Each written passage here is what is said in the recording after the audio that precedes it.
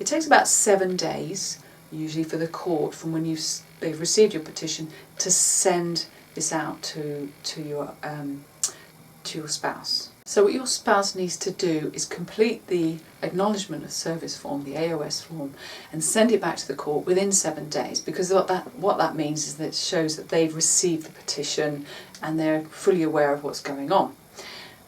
And if that doesn't happen, there's a few things that you can do. The court will let you know if it hasn't been sent back. Until your spouse has received a copy of that, of the divorce petition, and you can prove that they have, then your divorce isn't really going to be able to move forward to the next stage. They need to fill it in and get it back within 7 days. And the court will not chase them for this. And this is perhaps the first time where sometimes people doing their DIY divorce discover that maybe it's not going to be quite as simple as they thought. And sometimes it's just simply that their ex isn't great at admin or filling in forms or getting things done on time. It might not be their core skill, which is why you're the one who's initiating the divorce and doing all the initial petitioning. So they might need some support in that. Don't just wait 7 days and get cross with them. Perhaps they need help from a divorce PA or just some friendly member of the family who can go and help them get on with it, because it can bring up a lot of emotional stuff as well. So be compassionate.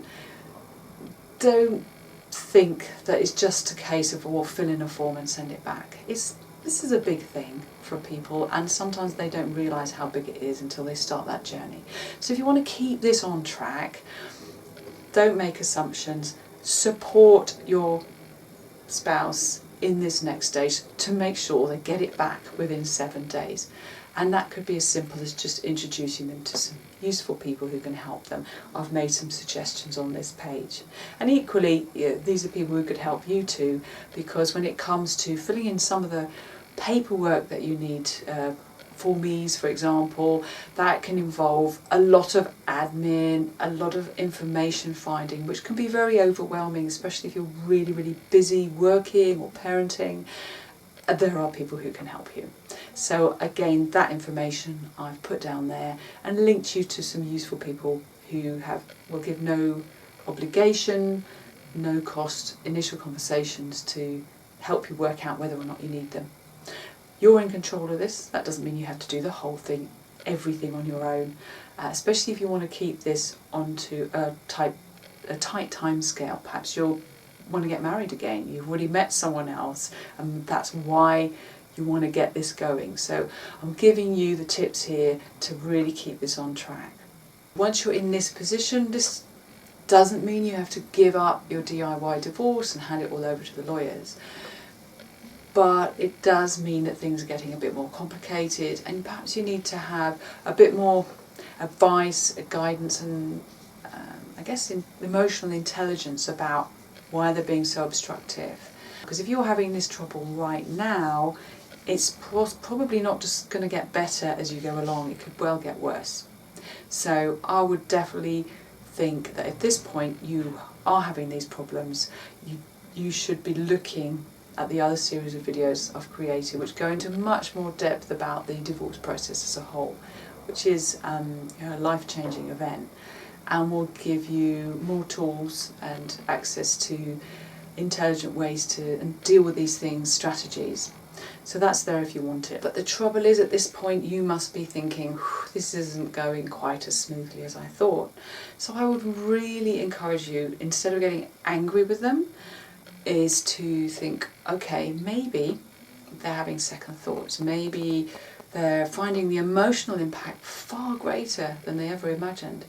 So find a little bit of compassion there, because that will lead you to do is to consider maybe perhaps you could be sitting down with a relationship coach or a counsellor to talk about this, to talk about any second thoughts they might be having, or the impact it's having on them, or their fear of what's going to happen next.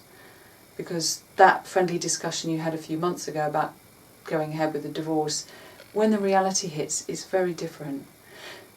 So, but those experts are there for you to help you to do exactly that. It might even be that they're starting to already get concerned about financial implications, or about how it's going to work with the kids.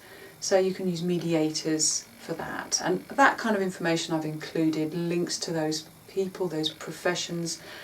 It's about finding the right people to help you at the right time. They all offer no obligation, no cost initial conversations, so you can chat to them and find out whether they'll be right for you at that time. What I encourage you not to do is just to go, wow, they haven't sent the form back, and just get cross, because that's really not going to help you. So the week goes by, the 7 days, and you get a letter from the court saying the AOS form hasn't been returned. What do? Obviously, the first thing to check is that you have given the correct address of your spouse to the court in the petition that you've submitted. So, but if it's really clear that they're just ignoring it, okay, step 1, you can use a bailiff. Providing you're not using a solicitor, then a bailiff, it doesn't cost much. You give them the necessary information. There's a whole load more admin you have to do perhaps, but they will go and find your ex. You need to make sure you've obviously given them the correct address, told them where to find them, and they will serve the divorce petition on them. So you'll basically have proof that your ex has received it, which is what we're after here. If you prefer, rather than using a bailiff, or because perhaps you can't use a bailiff because you're using a solicitor, you can instead get through the yellow pages online and find yourself a process server. And a process server will do a very similar thing. You'll have to get a whole load of information for them, which is a whole load more admin, but they will be able to then do the same as a bailiff, basically say and provide proof that your spouse has received the divorce petition. Try to use one of those forms of personal service, and if that doesn't work, there's always deemed service. Now, deemed service could be as simple as on Facebook they've said, oh God, the divorce petition came through today from my ex. Well, they received it then, didn't they? So there's different ways that you can, you are able to submit, might be an email. So if you've got evidence that they have absolutely received it, you can then submit that to the court. It involves some more forms, and I've told you what to do down here, but yeah, that can solve the problem nicely too. But it doesn't solve the underlying problem if they're being obstructive. And I would definitely look at how you can be intelligent and clever about this situation and try to ease that as much as possible at this early stage, because the impact then on what's going to happen as you go forwards will be enormous and will keep things moving, keep the costs down and keep it amicable. So what happens next? Your spouse, whether it's willingly sending back the AOS form within the 7 days, or receiving it through a bailiff, or mentioning on Twitter or Facebook that they've got the forms and that they've come through, by hook or by crook, you've got to the next stage, okay? And what happens next? Well, move on to the next video and we can talk about that.